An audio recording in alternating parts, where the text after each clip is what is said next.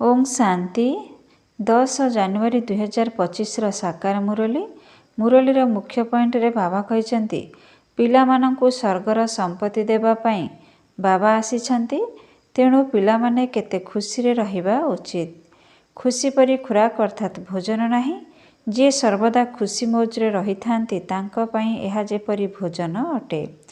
ବାବା କହୁଛନ୍ତି ଗୃହସ୍ଥ ବ୍ୟବହାରରେ ରହି ମଧ୍ୟ କମଳ ପୁଷ୍ପ ସମାନ ରୁହ।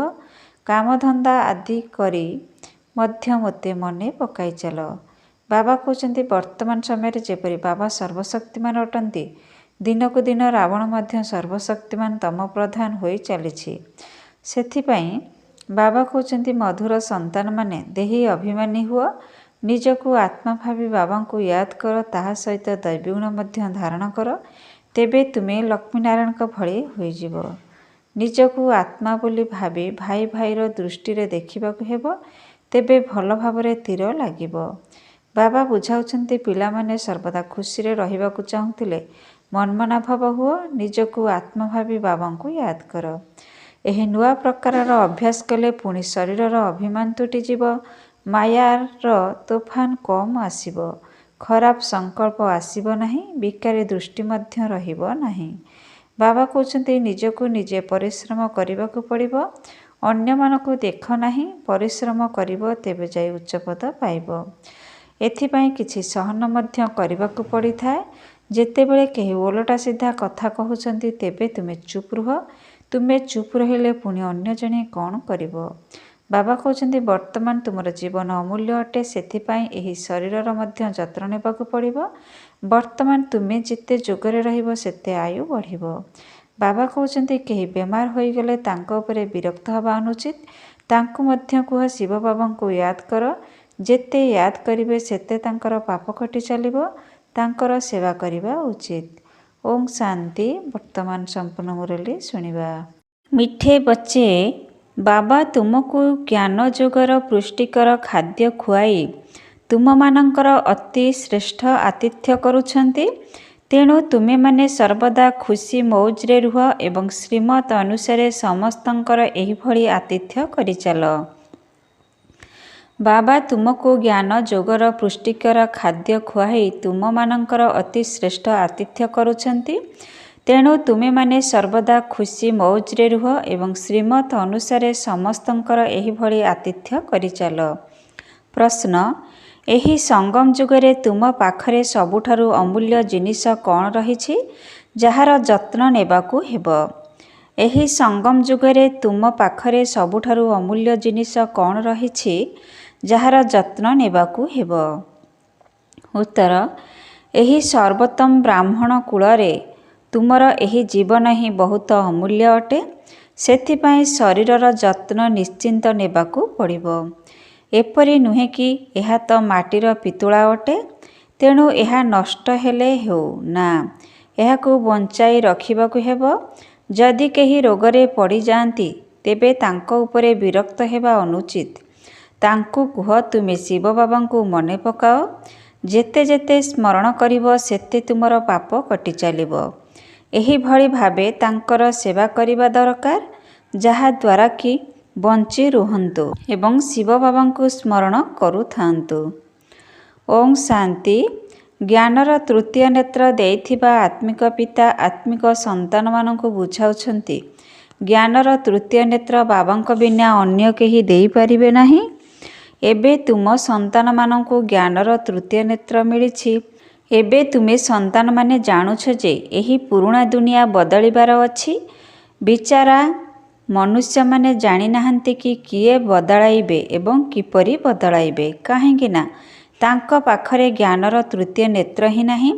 ତୁମ ସନ୍ତାନମାନଙ୍କୁ ଏବେ ଜ୍ଞାନର ତୃତୀୟ ନେତ୍ର ମିଳିଛି, ଯାହାଦ୍ୱାରା ତୁମେ ସୃଷ୍ଟିର ଆଦି ମଧ୍ୟ ଅନ୍ତକୁ ଜାଣିଗଲଣି। ଏହା ହେଉଛି ଜ୍ଞାନର ସାକାରିନ୍। ସାକାରିନର ଗୋଟିଏ ବୁନ୍ଦା ମଧ୍ୟ କେତେ ମିଠା ହୋଇଥାଏ। ଜ୍ଞାନର ଏକମାତ୍ର ଅକ୍ଷର ହେଉଛି ମନ୍ମନା ଭବ। ଏହି ଅକ୍ଷର କେତେ ମିଠା ଅଟେ। ନିଜକୁ ଆତ୍ମା ଭାବି ବାବାଙ୍କୁ ମନେ ପକାଅ। ବାବା ଶାନ୍ତିଧାମ ଏବଂ ସୁଖଧାମର ରାସ୍ତା ବତାଉଛନ୍ତି। ବାବା ଆସିଛନ୍ତି ପିଲାମାନଙ୍କୁ ସ୍ୱର୍ଗର ସମ୍ପତ୍ତି ଦେବା ପାଇଁ। ତେଣୁ ପିଲାମାନେ କେତେ ଖୁସିରେ ରହିବା ଉଚିତ।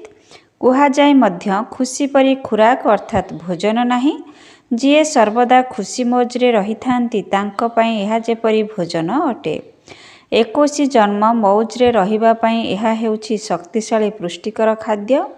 ଏହି ଭୋଜନ ସର୍ବଦା ପରସ୍ପରକୁ ଖୁଆଇ ଚାଲ। ଏହା ହେଉଛି ପରସ୍ପର ପ୍ରତି ଶ୍ରେଷ୍ଠ ଆତିଥ୍ୟତା ଅର୍ଥାତ୍ ଜବରଦସ୍ତ ଖାତିରେ। ଏପରି ଆତିଥ୍ୟ ଆଉ କୌଣସି ମନୁଷ୍ୟର କରିପାରିବ ନାହିଁ। ତୁମେ ସନ୍ତାନମାନେ ଶ୍ରୀମତ ଅନୁସାରେ ସମସ୍ତଙ୍କର ଆତ୍ମିକ ଆତିଥ୍ୟ କରୁଛ। କାହାକୁ ବାବାଙ୍କର ପରିଚୟ ଦେବା ହିଁ ପ୍ରକୃତ ହାଲଚାଲ ବୁଝିବା ଅଟେ। ମିଠା ପିଲାମାନେ ଜାଣିଛନ୍ତି ବେହଦର ବାବାଙ୍କ ଦ୍ୱାରା ଆମକୁ ଜୀବନ ମୁକ୍ତିର ଉପହାର ମିଳୁଛି। ସତ୍ୟ ଯୁଗରେ ଭାରତ ଜୀବନମୁକ୍ତ ଥିଲା, ପବିତ୍ର ଥିଲା। ବାବା ବହୁତ ଶ୍ରେଷ୍ଠ ଭୋଜନ ଦେଉଛନ୍ତି। ସେଥିପାଇଁ ତ ଗାୟନ ରହିଛି ଯେ ଆତୀନ୍ଦ୍ରିୟ ସୁଖ ବିଷୟରେ ପଚାରିବାକୁ ହେଲେ ଗୋପ ଗୋପୀମାନଙ୍କୁ ପଚାର। ଏହା ଜ୍ଞାନ ଏବଂ ଯୋଗର କେତେ ଫାଷ୍ଟକ୍ଲାସ୍ ଆଶ୍ଚର୍ଯ୍ୟଜନକ ଖୁରାକ ଅଟେ ଏବଂ ଏହି ଖୁରାକ ଏକମାତ୍ର ରୁହାନୀ ସର୍ଜନଙ୍କ ପାଖରେ ରହିଛି। ଆଉ କେହି ଏହି ଖୁରାକ ବିଷୟରେ ଜାଣି ନାହାନ୍ତି। ବାବା କହୁଛନ୍ତି, ମିଠା ପିଲାମାନେ, ତୁମ ପାଇଁ ହାତ ପାପୁଲିରେ ସ୍ୱର୍ଗର ଉପହାର ନେଇ ଆସିଛି। ମୁକ୍ତି ଜୀବନ ମୁକ୍ତିର ଏହି ଉପହାର ମୋ ପାଖରେ ହିଁ ରହିଥାଏ। କଳ୍ପ କଳ୍ପ ମୁଁ ହିଁ ଆସି ତୁମକୁ ଏହି ଉପହାର ଦେଉଛି, ପୁଣି ରାବଣ ଛଡ଼ାଇ ନେଇଥାଏ। ତେଣୁ ଏବେ ତୁମ ସନ୍ତାନମାନଙ୍କର କେତେ ଖୁସିର ପାରଦ ଚଢ଼ି ରହିବା ଉଚିତ। ତୁମେ ଜାଣିଛ ଆମର ଏକମାତ୍ର ପିତା, ଶିକ୍ଷକ ଓ ପ୍ରକୃତ ସଦ୍ଗୁରୁ ବାବା ହିଁ ଅଟନ୍ତି, ଯିଏ ଆମକୁ ସାଥିରେ ନେଇଯାଉଛନ୍ତି। ପରମ ପ୍ରିୟ ବାବାଙ୍କଠାରୁ ବିଶ୍ୱର ବାଦଶାହୀ ମିଳୁଛି। ଏହା କ'ଣ କମ୍ କଥା କି? ତେଣୁ ପିଲାମାନଙ୍କୁ ସର୍ବଦା ହର୍ଷିତ ରହିବା ଉଚିତ। ଈଶ୍ୱରୀୟ ଛାତ୍ର ଜୀବନ ସବୁଠାରୁ ମୂଲ୍ୟବାନ। ଏହା ବର୍ତ୍ତମାନ ସମୟରେ ହିଁ ଗାୟନ ଅଟେ ନା? ପୁଣି ନୂଆ ଦୁନିଆରେ ତୁମେ ସର୍ବଦା ଖୁସିରେ ଉତ୍ସବ ପାଳନ କରିବ। ଦୁନିଆରେ ମନୁଷ୍ୟମାନେ ଜାଣିନାହାନ୍ତି ଯେ ପ୍ରକୃତ ଖୁସି କେବେ ପାଳନ କରାଯିବ। ମନୁଷ୍ୟମାନଙ୍କ ପାଖରେ ତ ସତ୍ୟଯୁଗର ଜ୍ଞାନ ହିଁ ନାହିଁ। ତେଣୁ ଏହିଠାରେ ହିଁ ପାଳନ କରୁଛନ୍ତି। କିନ୍ତୁ ଏହି ପୁରୁଣା ତମପ୍ରଧାନ ଦୁନିଆରେ ଖୁସି କେଉଁଠୁ ଆସିବ? ଏଠାରେ ତ ତ୍ରାହି ତ୍ରାହି କରି ଚାଲିଛନ୍ତି। କେତେ ଦୁଃଖର ଦୁନିଆ ଅଟେ। ବାବା ତୁମ ସନ୍ତାନମାନଙ୍କୁ କେତେ ସହଜ ରାସ୍ତା ବତାଉଛନ୍ତି। ଗୃହସ୍ଥ ବ୍ୟବହାରରେ ରହି ମଧ୍ୟ କମଳ ପୁଷ୍ପ ସମାନ ରୁହ। କାମଧନ୍ଦା ଆଦି କରି ମଧ୍ୟ ମୋତେ ମନେ ପକାଇ ଚାଲ। ଯେପରି ପ୍ରେମିକ ଏବଂ ପ୍ରେମିକା ପରସ୍ପରକୁ ମନେ ପକାଇଥାନ୍ତି। ସେ ତ ତାଙ୍କର ପ୍ରେମିକ, ଇଏ ତାଙ୍କର ପ୍ରେମିକା। ଏଠାରେ ସେ କଥା ନାହିଁ। ଏଠାରେ ତ ତୁମେ ସମସ୍ତେ ଏକମାତ୍ର ପ୍ରେମିକାଙ୍କର ଜନ୍ମ ଜନ୍ମାନ୍ତରରୁ ପ୍ରେମିକା ହୋଇ ରହିଛ। ବାବା ତୁମର କେବେ ହେଲେ ପ୍ରେମିକା ହୁଅନ୍ତି ନାହିଁ। ସେହି ପ୍ରେମିକାକୁ ଆସିବା ପାଇଁ ହିଁ ତୁମେ ତାଙ୍କୁ ମନେ ପକାଇ ଆସୁଛ। ଯେବେ ଅଧିକ ଦୁଃଖ ହୋଇଥାଏ ସେତେବେଳେ ଅଧିକ ସ୍ମରଣ କରିଥାନ୍ତି। ସେଥିପାଇଁ ତ ଗାୟନ ମଧ୍ୟ ଅଛି, ଦୁଃଖରେ ସମସ୍ତେ ସ୍ମରଣ କରନ୍ତି, ସୁଖରେ କେହି କରିନଥାନ୍ତି। ବର୍ତ୍ତମାନ ସମୟରେ ଯେପରି ବାବା ସର୍ବଶକ୍ତିମାନ ଅଟନ୍ତି, ଦିନକୁ ଦିନ ରାବଣ ମଧ୍ୟ ସର୍ବଶକ୍ତିମାନ ତମପ୍ରଧାନ ହୋଇ ଚାଲିଛି। ସେଥିପାଇଁ ଏବେ ବାବା କହୁଛନ୍ତି, ମଧୁର ସନ୍ତାନମାନେ, ଦେହୀ ଅଭିମାନୀ ହୁଅ। ନିଜକୁ ଆତ୍ମା ଭାବି ବାବାଙ୍କୁ ୟାଦ କର। ତାହା ସହିତ ଦୈବୀଗୁଣ ମଧ୍ୟ ଧାରଣ କର। ତେବେ ତୁମେ ଏହିପରି ଲକ୍ଷ୍ମୀ ନାରାୟଣ ଭଳି ହୋଇଯିବ। ଏହି ପାଠପଢ଼ାରେ ମୁଖ୍ୟ କଥା ହିଁ ହେଉଛି ବାବାଙ୍କୁ ମନେ ପକାଇବା। ଉଚ୍ଚରୁ ଉଚ୍ଚ ବାବାଙ୍କୁ ବହୁତ ସ୍ନେହ ପ୍ରେମରେ ମନେ ପକାଇବା ଉଚିତ। ସେହି ସର୍ବୋଚ୍ଚ ବାବା ହିଁ ନୂଆ ଦୁନିଆ ସ୍ଥାପନ କରୁଛନ୍ତି। ବାବା କହୁଛନ୍ତି, ମୁଁ ଆସିଛି ତୁମକୁ ବିଶ୍ୱର ମାଲିକ କରାଇବା ପାଇଁ। ସେଥିପାଇଁ ଏବେ ତୁମେ ମୋତେ ମନେ ପକାଇଲେ ତୁମର ଅନେକ ଜନ୍ମର ପାପ କଟିଯିବ। ପତିତପାବନ ବାବା କହୁଛନ୍ତି, ତୁମେ ବହୁତ ପତିତ ହୋଇଗଲଣି।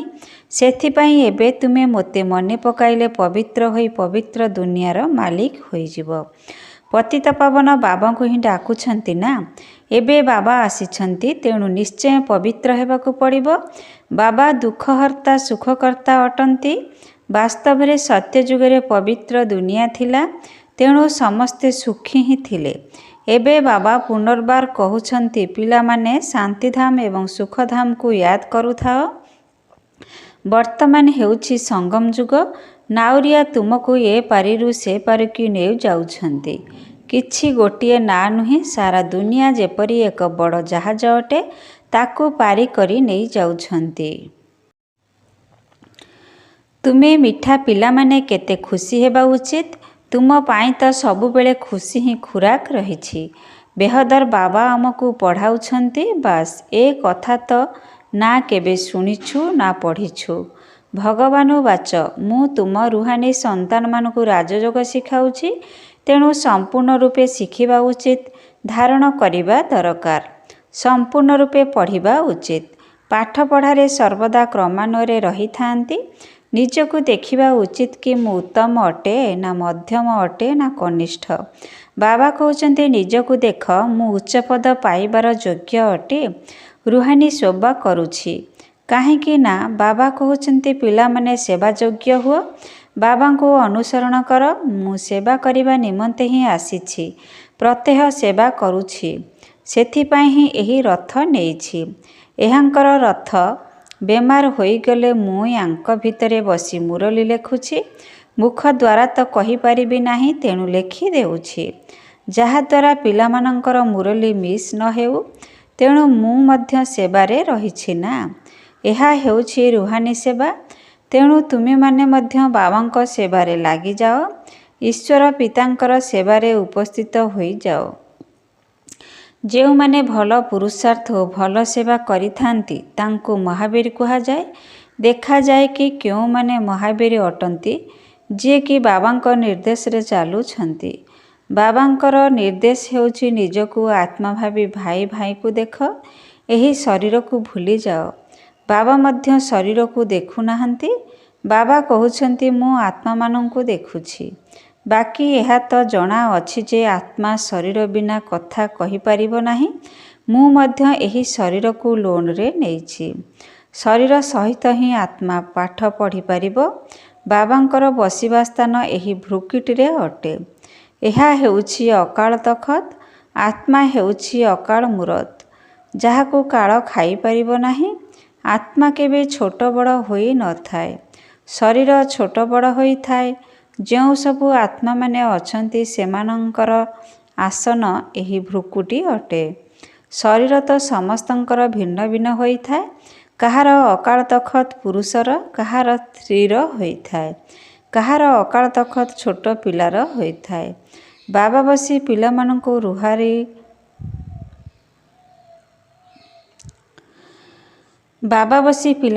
ରୁହାନୀ ଡ୍ରିଲ୍ ଶିଖାଉଛନ୍ତି। ଯେତେବେଳେ କାହା ସହିତ କଥା ହେଉଛ ତେବେ ନିଜକୁ ଆତ୍ମା ବୋଲି ଭାବ। ମୁଁ ଆତ୍ମା ଅମୁକ ଭାଇ ସହିତ କଥା ହେଉଛି।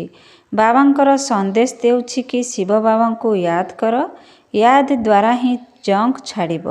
ସୁନାରେ ଖାଦ ମିଶିଲେ ସୁନାର ମୂଲ୍ୟ ହିଁ କମ୍ ହୋଇଯାଇଥାଏ। ତୁମ ଆତ୍ମାମାନେ ମଧ୍ୟ ଜଙ୍କ ଲାଗି ଯାଇଥିବାରୁ ତୁମେ ମୂଲ୍ୟହୀନ ହୋଇଯାଇଛ। ଏବେ ପୁଣି ପବିତ୍ର ହେବାକୁ ପଡ଼ିବ।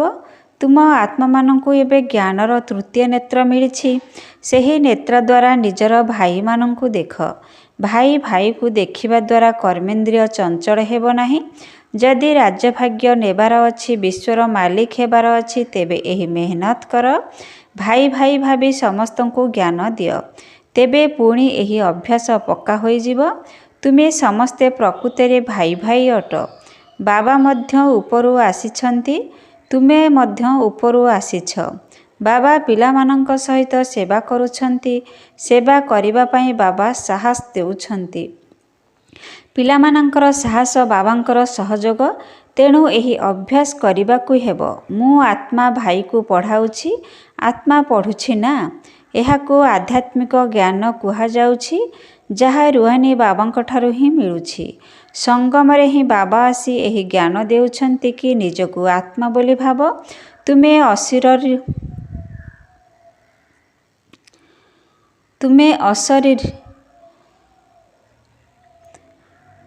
ଅଶରୀର ଆସିଥିଲ, ପୁଣି ଏଠାରେ ଶରୀର ଧାରଣ କରି ତୁମେ 84 ଜନ୍ମର ପାର୍ଟ ବଜାଇଛ। ଏବେ ପୁଣି ଫେରିଯିବାକୁ ହେବ। ସେଥିପାଇଁ ନିଜକୁ ଆତ୍ମା ବୋଲି ଭାବି ଭାଇ ଭାଇର ଦୃଷ୍ଟିରେ ଦେଖିବାକୁ ହେବ। ଏହି ମେହନତ କରିବାକୁ ହେବ। ନିଜକୁ ନିଜେ ପରିଶ୍ରମ କରିବାକୁ ପଡ଼ିବ। ଅନ୍ୟମାନଙ୍କଠାରୁ ଆମକୁ କ'ଣ ମିଳିବ ଚାରିଟି ବିଗିନ୍ସ ଆଟ୍ ହୋମ୍। ଦାନ ପ୍ରଥମେ ନିଜ ଘରୁ ଆରମ୍ଭ ହୁଏ, ଅର୍ଥାତ୍ ପ୍ରଥମେ ନିଜକୁ ଆତ୍ମା ଭାବ, ପୁଣି ଭାଇମାନଙ୍କୁ ବୁଝାଅ, ତେବେ ଭଲ ଭାବରେ ତୀର ଲାଗିବ। ତେବେ ନିଜ ଭିତରେ ଏହି ଶକ୍ତି ଭରିବାକୁ ହେବ।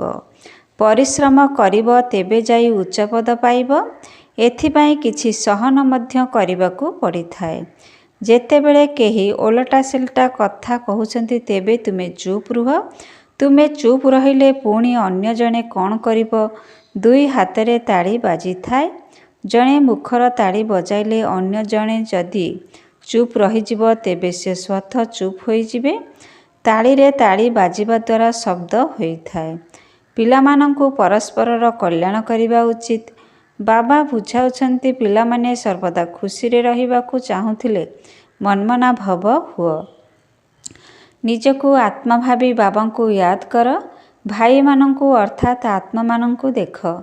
ତେଣୁ ପିଲାମାନଙ୍କୁ ରୁହାନୀ ଯାତ୍ରାରେ ରହିବାର ଅଭ୍ୟାସ କରିବା ଉଚିତ। ଏଥିରେ ତୁମର ହିଁ ଫାଇଦା ରହିଛି।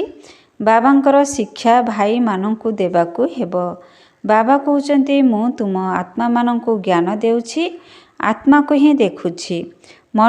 ମନୁଷ୍ୟ ସହିତ କଥା ହେଲେ ତାଙ୍କର ମୁଖକୁ ଦେଖିବେ ନା। ତୁମେ ଆତ୍ମା ସହିତ କଥା ହେଉଛ, ତେଣୁ ଆତ୍ମାକୁ ହିଁ ଦେଖିବାକୁ ହେବ। ଯଦିଓ ଶରୀର ଦ୍ୱାରା ଜ୍ଞାନ ଦେଉଛ, କିନ୍ତୁ ଏଥିରେ ଶରୀରର ଅଭିମାନ ତ୍ୟାଗ କରିବାକୁ ପଡ଼ିଥାଏ। ତୁମର ଆତ୍ମା ଜାଣିଛି ପରମାତ୍ମା ବାବା ଆମକୁ ଜ୍ଞାନ ଦେଉଛନ୍ତି। ବାବା ମଧ୍ୟ କହୁଛନ୍ତି, ମୁଁ ଆତ୍ମାମାନଙ୍କୁ ଦେଖୁଛି। ଆତ୍ମାମାନେ ମଧ୍ୟ କହୁଛନ୍ତି, ଆମେ ପରମାତ୍ମା ବାବାଙ୍କୁ ଦେଖୁଛୁ, ତାଙ୍କଠାରୁ ଜ୍ଞାନ ନେଉଛୁ। ଏହାକୁ ଆଧ୍ୟାତ୍ମିକ ଜ୍ଞାନର ଆଦାନ ପ୍ରଦାନ କୁହାଯାଉଛି। ଆତ୍ମା ସହିତ ହିଁ ଜ୍ଞାନର ଆଦାନ ପ୍ରଦାନ ହେଉଛି। ଆତ୍ମାଠାରେ ହିଁ ଜ୍ଞାନ ରହିଛି। ଆତ୍ମାକୁ ହିଁ ଜ୍ଞାନ ଦେବାକୁ ହେବ। ଏହା ଯେପରି ଶକ୍ତି ଅଟେ, ତୁମର ଜ୍ଞାନରେ ଏହି ଶକ୍ତି ଭରିଯିବ। ତେଣୁ କାହାକୁ ବି ବୁଝାଇଲେ ତାଙ୍କୁ ତୁରନ୍ତ ତୀର ଲାଗିଯିବ। ବାବା କହୁଛନ୍ତି, ଅଭ୍ୟାସ କରି ଦେଖ, ତୀର ଲାଗୁଛି ନା। ଏହି ନୂଆ ପ୍ରକାରର ଅଭ୍ୟାସ କଲେ ପୁଣି ଶରୀରର ଅଭିମାନ ତୁଟିଯିବ। ମାୟାର ତୋଫାନ କମ୍ ଆସିବ। ଖରାପ ସଂକଳ୍ପ ଆସିବ ନାହିଁ। ବିକାରୀ ଦୃଷ୍ଟି ମଧ୍ୟ ରହିବ ନାହିଁ। ମୁଁ ଆତ୍ମା 84ର ଚକ୍ର ଲଗାଇଛି। ଏବେ ନାଟକ ପୂରା ହେଉଛି। ବର୍ତ୍ତମାନ ବାବାଙ୍କ ୟାଦରେ ରହିବାକୁ ପଡ଼ିବ। ୟାଦ ଦ୍ୱାରା ହିଁ ତମ ପ୍ରଧାନରୁ ଶତପ୍ରଧାନ ହୋଇ ଶତପ୍ରଧାନ ଦୁନିଆର ମାଲିକ ହୋଇଯିବ। ଏହା କେତେ ସହଜ କଥା ଅଟେ। ବାବା ଜାଣିଛନ୍ତି ପିଲାମାନଙ୍କୁ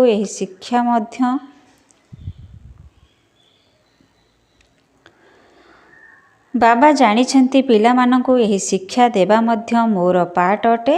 କୌଣସି ନୂଆ କଥା ନୁହେଁ। ପ୍ରତି 5000 ବର୍ଷ ପରେ ମୋତେ ଆସିବାକୁ ପଡ଼ୁଛି। ଏଥିପାଇଁ ମୁଁ ବନ୍ଧା ହୋଇଛି।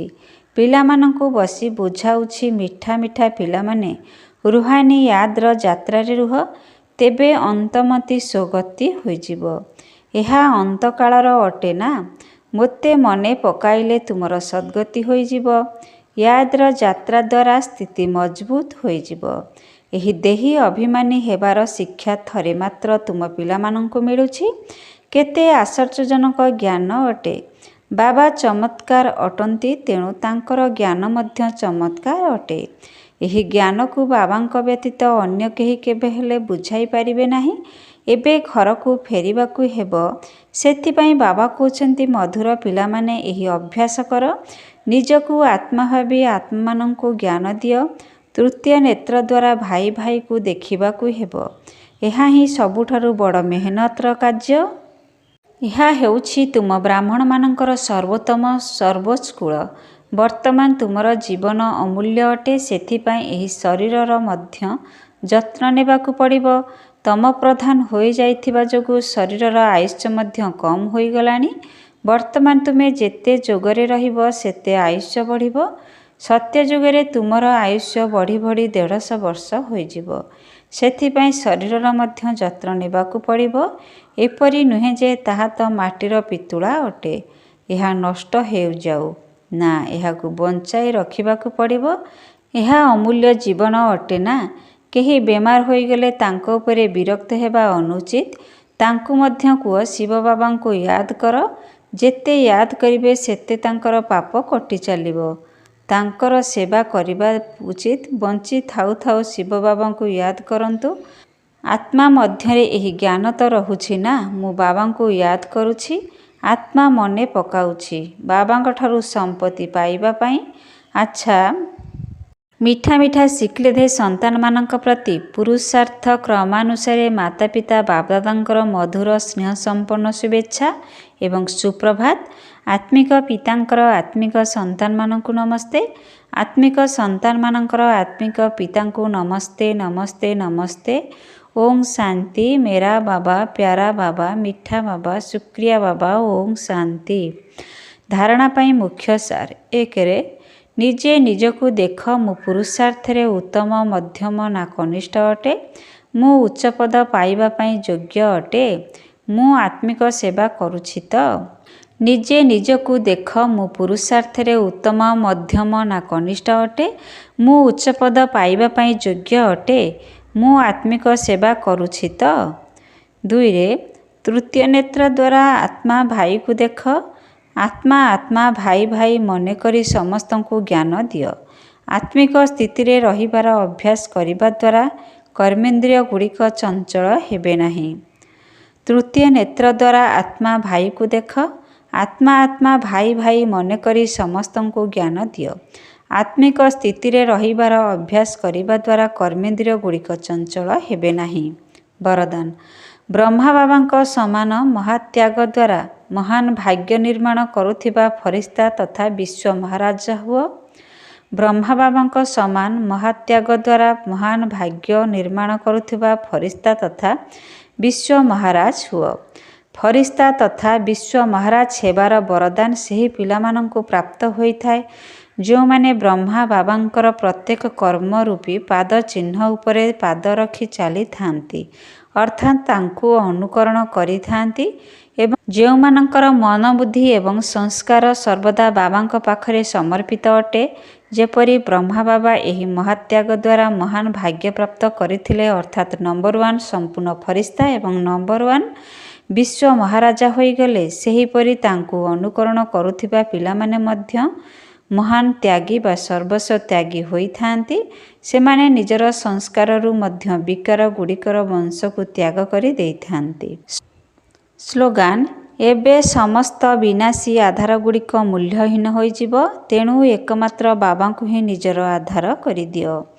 ଏବେ ସମସ୍ତ ବିନାଶୀ ଆଧାର ଗୁଡ଼ିକ ମୂଲ୍ୟହୀନ ହୋଇଯିବ, ତେଣୁ ଏକମାତ୍ର ବାବାଙ୍କୁ ହିଁ ନିଜର ଆଧାର କରିଦିଅ। ଓଂ ଶାନ୍ତି। ଓଂ ଶାନ୍ତି। ଓଂ ଶାନ୍ତି।